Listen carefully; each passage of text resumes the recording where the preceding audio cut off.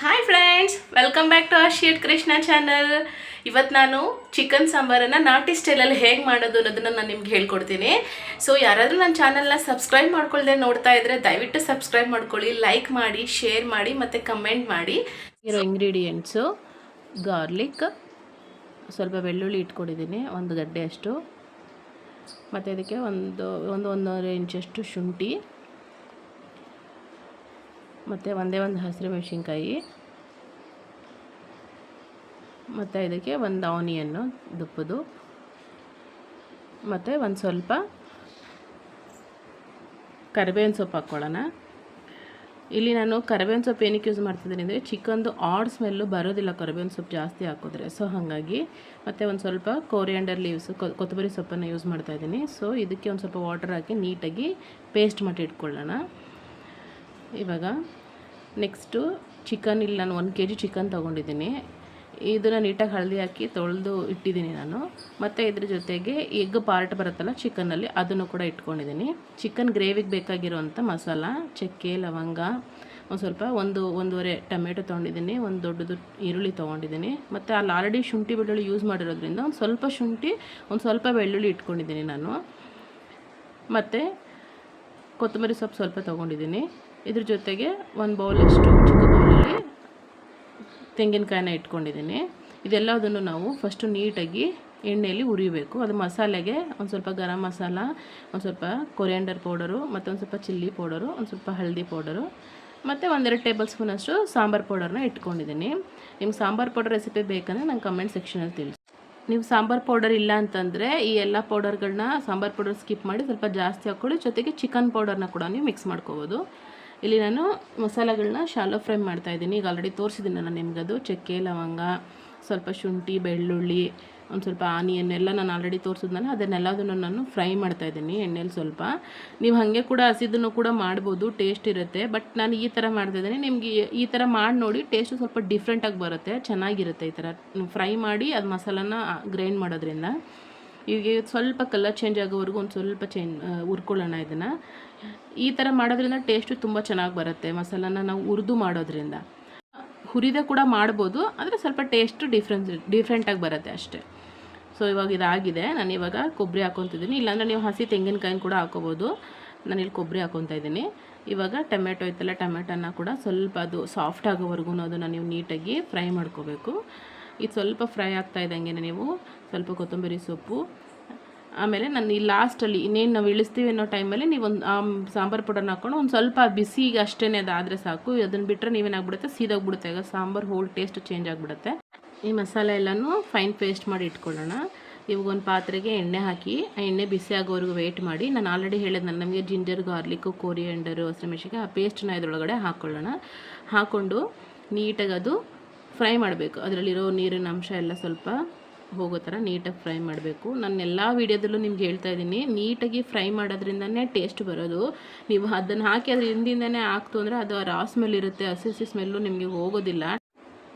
ನೀವು ಈ ಥರ ಒಂದು ಸಲ ಟ್ರೈ ಮಾಡಿ ನೋಡಿ, ಅದ್ರ ಟೇಸ್ಟ್ ಹೇಗೆ ಬರುತ್ತೆ ಅಂತೇಳಿ. ಎಲ್ಲ ಮಸಾಲನೂ ನೀಟಾಗಿ ಫ್ರೈ ಆಗಬೇಕು, ಅದಕ್ಕೆ ಅದರದ್ದಾದಂಥ ಟೈಮ್ನ ನೀವು ಕೊಡಬೇಕಲ್ಲಿ. ಸೊ ಅವಾಗ ಅದು ಅದರ ಟೇಸ್ಟನ್ನ ಅದು ತೋರಿಸುತ್ತೆ. ಸೊ ನೋಡಿ, ಇವಾಗ ಇದು ನೀಟಾಗಿ ಸ್ವಲ್ಪ ಫ್ರೈ ಆಗ್ತದೆ. ಇನ್ನೊಂದು ಸ್ವಲ್ಪ ಹೊತ್ತು ವೆಯ್ಟ್ ಮಾಡೋಣ. ಸ್ವಲ್ಪ ಆಯಿಲ್ ಅದರಲ್ಲಿ ಸಪ್ರೇಟ್ ಆಗಬೇಕು, ಆ ಮಸಾಲ ತಳ ಬಿಡಬೇಕದು. ಆವಾಗ ಅದು ಕರೆಕ್ಟಾಗಿದೆ ಅಂತೇಳಿ ಸ್ವಲ್ಪ ಹೊತ್ತದು ವೆಯ್ಟ್ ಮಾಡೋಣ. ಅದು ನೀಟಾಗಿ ಆಯಿಲೆಲ್ಲ ಸಪ್ರೇಟ್ ಆಯಿತು ಅನ್ನೋ ಟೈಮಲ್ಲಿ ನಾವೇನು ಮಾಡಬೇಕು, ಅದಕ್ಕೆ ನೆಕ್ಸ್ಟು ಇಂಗ್ರೀಡಿಯೆಂಟ್ನ ಆ್ಯಡ್ ಮಾಡ್ಕೊಳ್ತಾ ಹೋಗಬೇಕು. ನೋಡಿ, ಇದು ಕರೆಕ್ಟ್ ಆಗಿದೆ, ಇದೆಲ್ಲ ಆಯಿಲ್ ಸಪ್ರೇಟ್ ಆಗಿದೆ, ಮಸಾಲ ಕೂಡ ಕರೆಕ್ಟಾಗಿ ಬೆಂದಿದೆ. ಇವಾಗ ಅದು ಯಾವುದೇ ರೀತಿ ಹಸಿ ಸ್ಮೆಲ್ ಬರ್ತಾಯಿಲ್ಲ ಅದರಲ್ಲಿ. ಇವಾಗ ನಾವು ನೆಕ್ಸ್ಟು ನಾನೇನು ಆವಾಗ ಹೇಳ್ದಾಗೆ ನಿಮಗೆ ಚಿಕನನ್ನು ನಾನು ಹಳದಿ ಮತ್ತು ಸಾಲ್ಟ್ ಎರಡೂ ಹಾಕಿ ನೀಟಾಗಿ ತೊಳೆದು ಇಟ್ಕೊಂಡಿದ್ದೆ. ಆ ತೊಳೆದು ಇಟ್ಕೊಂಡಿರೋಂಥ ಚಿಕನನ್ನು ನಾನು ಇಲ್ಲಿಗೆ ಏನು ಮಾಡ್ತೀನಿ ಅಂದರೆ ಆ್ಯಡ್ ಮಾಡ್ಕೊತೀನಿ. ಹಂಗೆ ತೊಳೆಯೋದ್ರಿಂದ ಅದರಲ್ಲಿರೋ ಏನಾದರೂ ಕ್ರಿಮಿಕೀಟಗಳಿದ್ರೆ ಅದೇನಾಗುತ್ತೆ, ಹುಟ್ಟೋಗ್ಬಿಡುತ್ತೆ. ಸೊ ಇವಾಗ ಈ ಚಿಕನನ್ನು ಅದರೊಳಗಡೆ ಹಾಕಿ ನೀಟಾಗಿ ಫ್ರೈ ಮಾಡ್ಕೊಳ್ಳೋಣ. ಆ ಮಸಾಲೆ ಎಲ್ಲ ಚಿಕನ್ನಿಗೆ ಹಿಡಿಬೇಕು, ಆ ಥರ ನೀಟಾಗಿ ಫ್ರೈ ಮಾಡ್ಕೋಬೇಕು. ನೀವು ಇವಾಗ ನೀಟಾಗಿ ಅದನ್ನು ಫ್ರೈ ಮಾಡಿಕೊಂಡ್ರೆ ಮಸಾಲೆ ಎಲ್ಲ ಪ್ರತಿಯೊಂದಕ್ಕೂ ಅದು ಆ್ಯಡ್ ಆಗ್ತಾ ಹೋಗುತ್ತೆ. ಆ್ಯಡ್ ಆದಮೇಲೆ ಇವಾಗ ಅದಕ್ಕೊಂಚೂರು ಸಾಲ್ಟ್ ಹಾಕ್ಕೋಬೇಕು. ನೀವು ಸಾಲ್ಟ್ ಹಾಕ್ಕೊಂಡು ಸ್ವಲ್ಪ ಹೊತ್ತು ಲಿಡ್ಡನ್ನು ಕ್ಲೋಸ್ ಮಾಡಿಬಿಡಿ. ಅಂದರೆ ವಿಷಲ್ ಹಾಕಬೇಡಿ, ಜಸ್ಟ್ ಹಂಗೆ ಕ್ಲೋಸ್ ಮಾಡಿಡಿ. ಅವಾಗ ಏನಾಗುತ್ತೆ ಅಂದರೆ ಆ ಆಯಿಲಲ್ಲಿರೋ ಚಿಕನಲ್ಲಿರುವಂಥ ಎಲ್ಲ ವಾಟರ್ ಕಂಟೆಂಟು ಹೊರಗಡೆ ಬರುತ್ತೆ. ಅದು ಹೊರಗಡೆ ಬರೋವರೆಗೂ ನೀವು ಇದನ್ನು ಫ್ರೈ ಮಾಡಬೇಕು. ನಾನು ಇದನ್ನು ಆಲ್ರೆಡಿ ನಿಮಗೆ ಚಿಕನ್ ಫ್ರೈ ರೆಸಿಪಿಲಿ ಹೇಳಿದ್ದೆ ಇದೇ ಥರ ಮಾಡಬೇಕಂತೇಳಿ.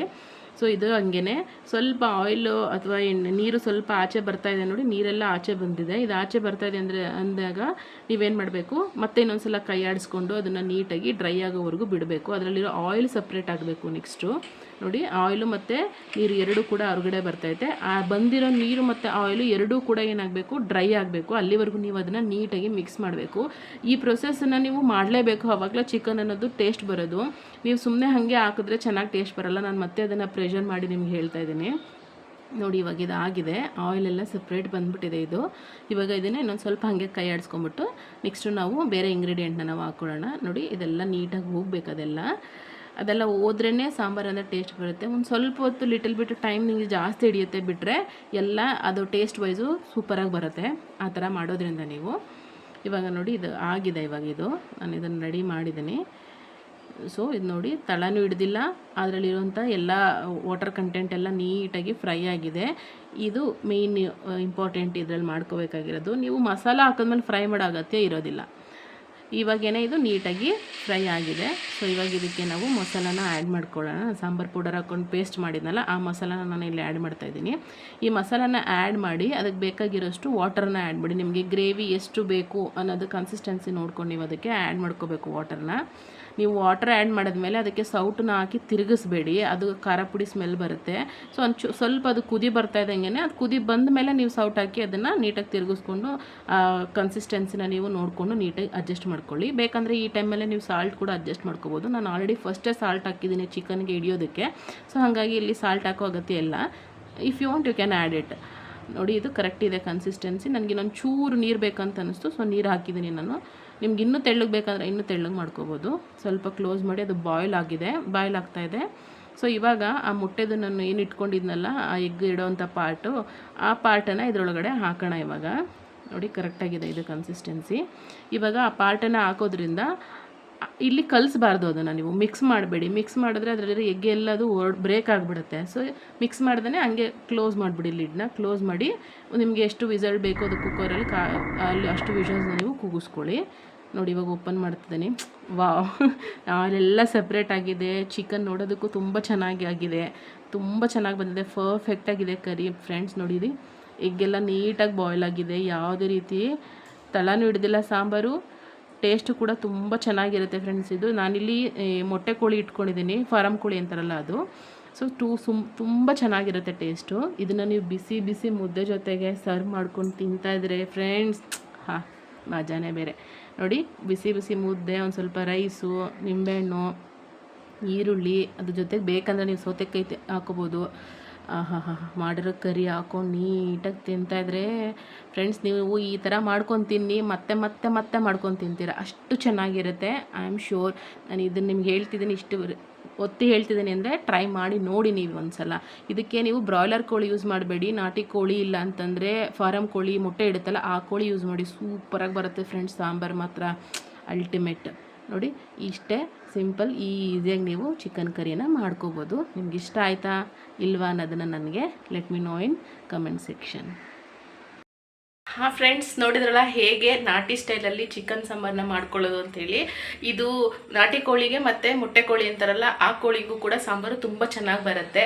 ಸೊ ಇದು ಮುದ್ದೆ, ನಾಟಿ ಕೋಳಿ ಸಾಂಬಾರು, ಅನ್ನದ ಹಾಕ್ಕೊಂಡು ತಿಂತಾಯಿದ್ರೆ ಅಮ್ಮ ಅದು ಟೇಸ್ಟ್ ಚೆನ್ನಾಗಿರುತ್ತೆ. ಸೊ ಈ ರೆಸಿಪಿ ನಿಮ್ಗೆ ಇಷ್ಟ ಆಯಿತು ಅಂದರೆ ಲೈಕ್ ಮಾಡಿ, ಮತ್ತೊಂದಷ್ಟು ಜನಕ್ಕೆ ಶೇರ್ ಮಾಡಿ. ಹೇಗಿತ್ತು ಅಂತೇಳಿ ಕಮೆಂಟ್ ಸೆಕ್ಷನಲ್ಲಿ ನನಗೆ ತಿಳಿಸಿ. ಯಾರಾದರೂ ಸಬ್ಸ್ಕ್ರೈಬ್ ಮಾಡ್ಕೊಳ್ಳದೆ ನೋಡ್ತಿದ್ರೆ please subscribe to my channel. ಮತ್ತು ಮತ್ತೊಂದಷ್ಟು ವೀಡಿಯೋಸ್ ಜೊತೆಗೆ ಮತ್ತೊಂದಷ್ಟು ಇನ್ಫಾರ್ಮೇಷನ್ ಜೊತೆಗೆ ನಾನು ನಿಮಗೆ ಸಿಗ್ತೀನಿ. ಅಲ್ಲಿವರೆಗೂ ಬಾಯ್ ಬಾಯ್, ಸ್ಟೇ ಟ್ಯೂನ್.